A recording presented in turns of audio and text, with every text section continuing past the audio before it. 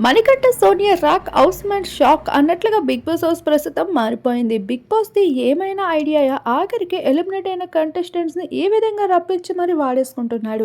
ఇక మణికంఠ ఎంట్రీ అయితే వేరే లెవెల్ అని చెప్పుకోవచ్చు. ఉన్న 10 నిమిషాలు కూడా 'బిగ్ బాస్'ని షేక్ చేసేసిన కంటెస్టెంట్స్ వీళ్ళిద్దరే. వీళ్ళ నామినేషన్ చూసాక ఒక్కొక్కరికి మతి పోవాల్సిందే.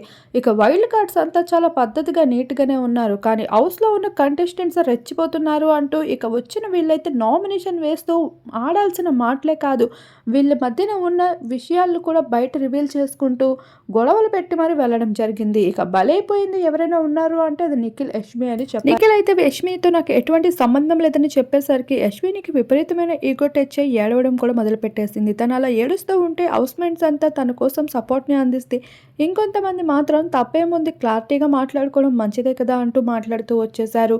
అయితే ఇక్కడ నిఖిల్‌కి ఇది ప్లస్ ఆర్ మైనస్ 2 కూడా అవుతాయి. ఫ్యామిలీ వీక్ తర్వాత నిఖిల్‌లో చేంజ్ రావడానికి గల ఇదంతా గేమ్‌లో భాగమే అంటూ కొంతమంది, ఇంకొంతమంది అయితే యశ్విని పైన విపరీతమైన సాఫ్ట్ కార్నర్ చూపిస్తూ ఇంకొంతమంది. మరి మీ అభిప్రాయం ఏంటి అనేది తప్పకుండా కామెంట్ చేయండి.